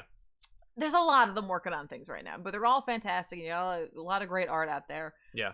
So this is the Marauders, of course, Jerry Duggan, art by Stefano Caselli. So you can grab that. It's number 19. Yep. And then Swamp Thing number 2 is coming out. This is the Swamp Thing. This is the Swamp Thing. The Swamp Thing. New Swamp Thing. So this is a chance for you to be on the ground floor for a new Swamp Thing with some fantastic art by Mike Perkins and some great writing by Ram V. So you can grab that. Yep. And then, if you want, you could also grab Man-Bat number 3 just because I'm going to do that. Yay. Man-Bat 3. Because I don't know. Whatever. Yeah, they got the great Kyle Holtz covers. But Yeah. The interior is by Sumit Kumar, who does a nice job too. Yeah, no, the interiors are solid. They are. They're solid. This is a mini series, by the way, folks. Like if you're smart, if you're jumping onto Man-Bat thinking like, oh, I can't have another ongoing, but maybe I'm interested in this. Like, again, it's not an ongoing series, so I would at least check it out and maybe look up some like other reviews of it as well to see if it's something you might be interested in. Yeah, it's like a very quiet series. It right is, now. yeah. Oh yeah, it's a stealth series, you might say. Like that book. It's flying under the radar. You took it from me. I went. Oh, I said it at the same time. No, mine. It's because I gasped first. That's right. Damn it. The trick is never breathe. Russell Simmons says, "Lol, why don't we have a Ragman book? You guys are great. Thanks, Russell. I appreciate your support. Thank you very much for digging on that line." I forgot the series existed, but King in Black number 5 is coming out. So hey, was that /S? No, I really did forget. I was like, oh fuck, King in Black actually is coming out. It's just nothing but tie-ins. It is. It's just There's actually no main book. This is like it's like Shadows of the Empire. It's tying into nothing. Yeah, it's like Shadows of the Empire. We're doing everything but the event. We're gonna do tie-ins. We're gonna do like promotions, interviews, but no event. But no, there actually is one, and here it is. King in Black number 5. Donny Cates, Ryan Segment. I think there's like one more. How very Arthurian in its cover. Yeah, well, Venom's dead, but he's holding the Necro Sword or whatever. Who cares? It's really fun art though. Who cares? And I'm gonna give this a try because why not? I gave the last Green Lantern book a try. Why not Green Lantern? Number 1. Here it is. Man, Guy looks thrilled, doesn't he? I was just looking. I like zeroed in directly on Guy Gardner. Would be very entertained by Ganthet or a Guardian. It's because he's looking up Ganthet's dress. He's like, his robe. He's as anatomically correct as a Ken doll. This is, of course, written by Jeffrey Thorne with art by Dexter Soy. Hey, Chip is there. Yeah, of course he is. Chip. I really like the cover, and it seems like fun. Solid. Speaking of Infinite Frontier, Green Lantern, it's coming your way. There you go. Coming at you. I tried out that other Green Lantern book. I bought all of it. I haven't read all of it, but I read some of it, and I was like, oh my god. I was getting ready for back issues, and I'm like, oh my god, I forgot about Grant Morrison. I gotta prep for that. Yeah, you got I can't. Yeah, man. Anyway, thank you. Yeah. But anyway. You're a record machine. But is there anything else going on at ComicPOP that we need to address or talk about? I should mention, of course, that Are we not talking about the Loki thing? Oh yeah, that's right, Loki. Yeah, we'll talk about Loki. We saw the trailer for Loki. Yeah, I just want to bring it up. Trailer 2 dropped. Everyone's like, this is a trailer that actually tells you like everything. There's no like Cloak and Dagger. Again, no reference to Cloak and Dagger. Wow. Listen, that man can't escape that. I'm sorry. I'm telling you, I didn't see a single wow in this trailer. Wow. I bet he is sick of hearing wow. Yeah. And he will not say wow anymore in any more of his properties. But yeah, Loki dropped. I think this may be my favorite Disney Plus series that I have seen a trailer for. Really? Like, I am so hyped for Loki. From being, I remember when they were like, Loki, WandaVision, Captain America 4, basically. Mm-hmm. And I was like, cool. I'm excited for Cap. Why you're doing a Loki show, and I couldn't give a shit about WandaVision. And I loved WandaVision. I'm enjoying the hell out of Cap, and I'm... but like this Loki book, I'm like, yes. Are you kidding me? Falcon Winter Soldier? Yeah, Falcon Winter Soldier. You're like, I'm just calling it Cap because it's a lot to say. It's a Captain America show. It is. It's literally just Captain America 4 without the movie. Yeah. But yeah, man, dude, this trailer, I'm like, yes. Are you kidding me? This looks like Exiles, but just with Loki in it. Yeah. And like, hey, wouldn't that be cool if they if it did really well and then they turned it into an Exiles book? Like they grabbed all these refugees. Hey, wouldn't it be cool if in the show they referenced all these refugees and like characters showed up and you're just like, what?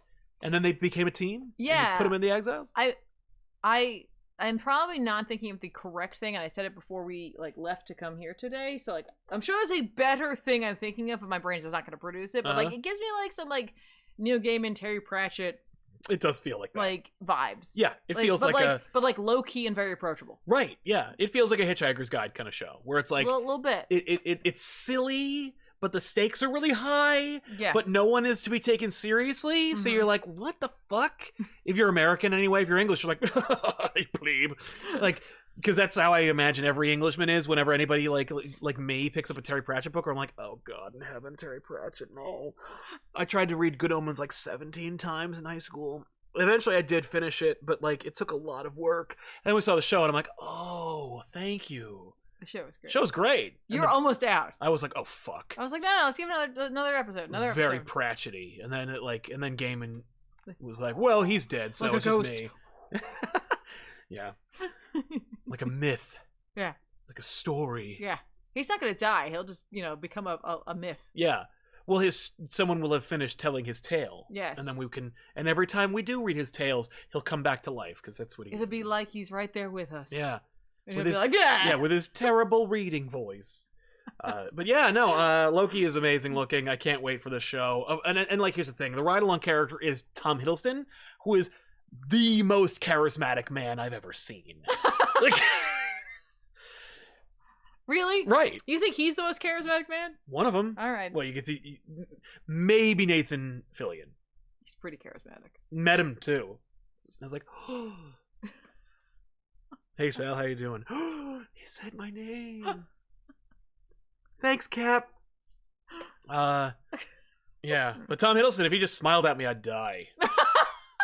Remember that kid, that little girl, when she saw the Avengers for the first time? Would she tell you? No. When you were working as a babysitter, and she was like, "I like Loki's smile." Oh yeah. And you were like, "Uh-oh." Oh no. Oh no. Your parents are in trouble. Mm-hmm. They're in big trouble, and I don't know how to convey this to them. Yeah, I really thought that was so cute. That, like, little girl saying, "I like Loki's smile," and I'm like, "Uh-oh." Well, that is a very mischievous smile, and it's not a smile you want to see. No, you don't want. You want to give that smile. You don't want to get how happy Tom Hiddleston is. Is happy like to have said yes to being Loki. Oh. And have you ever seen the audition when video? He went out for Thor? When he went for Thor? Yeah. Him wearing him with the blonde hair. He is huge. I would have been okay with him being Thor, but thank God he's Loki. Right. Because we wouldn't have gotten Ragnarok out of it. Because it just wouldn't have been the same. No. But yeah, no. No, I gotta tell you, there's something about what's his name? Hemsworth that like he just portrays like the serious Thor, but also bro Thor. I like bro Thor a lot. Perfectly. He's so fun. I'm okay with it too. Yeah, like he just does it in such a great way. Yeah, if you've never seen Tom Hiddleston do impressions of Chris Evans, yes, it's so delightful. It's so but like funny. I love that moment where he came out on stage in the Loki costume, and he's like, I love playing this character. Like, yeah, are you kidding me? I am this character. You know how much the Royal Shakespeare Company pays? Fucking nothing. They pay you in books and straw. Forget it. They pay you in exposure? Right, yeah. Which is to say they pay you in nothing. That's what you should say. Anytime anybody says something to you like, well, I'll pay you in exposure, go, oh, so you're paying in horse shit. At least horse shit can be used as like biofuel. Exposure is literally nothing. It's like just saying, oh, why did you just say fuck you? Like, how about that? But yeah, no. But him wearing that suit, he's like, look at me. This is me. I'm good. I'll play this character till I fucking die. And I'm like, more! Do it! I'll take old Loki! All of the things. Yeah. I read a Loki book. I'm prepared for Loki to be on back issues. I've got a Loki book ready for back issues. You must be on it because it's flawless. Oh. Which one is it? Assad Ribic drew it. Oh no! Flawless. And the writer you've never heard of. It's unbelievable. And it's a miniseries that just goes, the writer goes, when does this take place? Fuck you, how about that? We should shoot that soon. Yeah. Philip Kelton, are mutants their own species, or are they collective of different potential the human condition could move into? Mutants are a genetic anomaly with a friggin' like authority complex. So like I think this is like an Ethan question because like I don't remember like breakdowns of like genus species, like all that stuff. So like that's definitely a science. That's a science man question. No. And I will say I'm sure someone in the chat actually has like the scientific response to that. The reality is mutants have 10 toes and 10 fingers unless they're born with special powers that say they don't, but like they start out as human beings. They have a gene in there. Yeah, but if that yeah. They are people. Then I guess Daredevil isn't a person either. Like, you know what I mean? No, he's a person because it's not a genetic thing that like. No, but his genes are changed so that he can see in the By dark. an outside like thing. Force. Yeah, but like so are the mutants. He was born, so he's different. I know.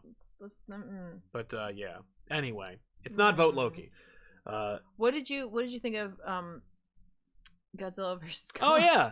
Real quick. Oh, because we're not gonna obviously do a whole thing about that. Yeah, that was a real that was a real life cartoon. I really wanted it to be good. Yeah. Even though we talked about this earlier about how like I'm like Team Godzilla. Yeah. Team Godzilla across the board. Yeah. Listen, I don't care about how much the gorilla can emote and how much Kong is like, oh, he's still sad. It was still great though to make Kong the protagonist of that story. It was easy to do. It was very easy. It was barely an inconvenience. It was literally like the easiest thing you could possibly do. Do you think it's gonna be hard to make a super big CGI gorilla the protagonist of your movie? No. Go ahead. You got to say it. No, I said you do it. You just did it. Doesn't matter. Anyway. It'd be super easy. Barely an inconvenience. Oh, really? Yeah, so it was, I don't know. We won't go into spoilers. No. But, like, I was disappointed at the forgettable nature of this film. Mm-hmm. That's what I'm annoyed about. Like, I've watched some, like, ridiculous over-the-top things. I liked the first Godzilla. I liked King of the Monsters. Like, I'm okay with it. I'm very forgiving of a lot of things that people complained about with those films, but I absolutely understand those complaints, and I get why people don't necessarily like them. Yeah. But, like, I'm very forgiving of it.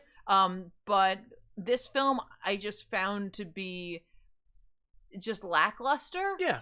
In a lot of ways. It was just a big, dumb, stupid movie. But, like, no complaints. I'm okay with sometimes I want that, but there was something about this where it just didn't, like... Yeah. It was just, it felt lazy. Yeah. And it felt, like, uncared for. Yeah. I don't you know what I liked was that, having seen it, like, illustrated to me, because, like, if you think about Godzilla 2014... Yeah. It's, like, tonally just the opposite. Yeah, I know. And it's, like, but each movie is its own... Like, the director got their own tone. Like, each movie feels like its own movie, but still in its own universe, which is kind of neat. Yeah. But, like, it's great to see them just throw away all these ideas, and because I couldn't care less about any of them. They're like, oh, I'm Benedict. No spoilers, though. Yeah, but I'm Benedict from the last movie, Benedict from friggin' Last Action Hero, and I'm in charge of a terrorist organization. What happened to me? I hope you're paying attention to the open credits. I'm sure they referenced it somewhere. I'm sure. But, like, who cares? At this point, it's just, like, silly. I had no complaints about it in terms of, like, I don't care. I don't care about them at all, so I have no dog in this fight, so I'm like, whatever. Yeah. Make them go to space and do them, turn them inside out. I don't care. Yeah, there was a comment in there about, like, changing their VPN so they could see him win in Japan, and I'm like, is that real? That would be really cool. Is that real? I want that. He wins. I mean, regardless of, like, I had a lot of complaints, but, like, I don't want to get into it necessarily because it's like, at the end of the day, my biggest complaint is just it didn't feel well put together. That's like fair. It didn't feel like, even for something that's as ridiculous as what, like, conceivably speaking, what are we talking about here? Like a giant ape fighting a giant, like, lizard thing that, radioactive lizard. That's at the core of it. That's what we're there to see, right? And so for me to say something like, it felt like the plot of it was a little incomprehensible at times. Yes, it did. But, like, for not the right reasons. Right. Like, usually it's like, because we're talking about, like, they're, like, power, blah, blah, blah, or, like, they're this, or, like, they're that. It was just, literally, we just kept jumping from all over the place. And, like... Yeah, it was too jumpy. It was and, just like, too maybe all over the it's place. because I didn't see Skull Island. No, me either, but, like, I don't care. My movie-going experience shouldn't have been...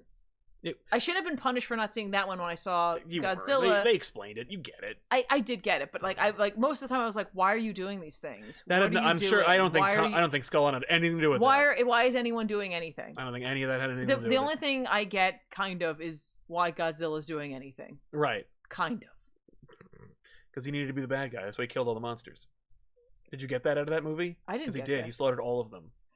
Even Mothra. They're all dead. He didn't slaughter them all. Yes, he did. No, he That's didn't. what they said in the opening credits, is that he killed all the monsters. That's what he said in the opening credits? Yeah. I hate this movie and I'm out. He killed them all. I was just like, who cares? It's just so stupid. I got Red Ghost and I found out that he killed Mothra in this episode. This is the worst episode we've ever done. Well, KevPot says, great coverage today. Any thoughts on the New Gods cancellation? It was a bummer to hear the news. Yeah, it's too bad. No, I was actually interested in that. Like, yeah, I me think too. I think that could have been really fun. By the way, guys, I want to say right now, because we have a little bit of a higher latency on our side. Mm-hmm. Like, we're gonna cut off super chats right now. We're gonna get through the ones that are here. But typically, what happens is sometimes someone gets one in right at the end, but we're already gone. That's and we true. Miss And it. I don't want you to feel like you were ignored. We definitely see it and we appreciate them, Yeah. but like we want to be able to give you a shout out. Oh, So there like, you we're go. gonna read the ones that are here and then be like, nah. Yeah, exactly. Okay. I mean, I'll read it if it pops up, but like, don't just stop giving the super chats. Yeah. not to say stop doing that. You know, No, just save it for no. next But time. like because we're wrapping up the show and Exactly. we don't want to miss out. I'll get to that in a second. Sean D says Japan is dead and Godzilla is the killer. I don't know what that means. Sean D also says and Godzilla is a zoner. I don't know what that means either.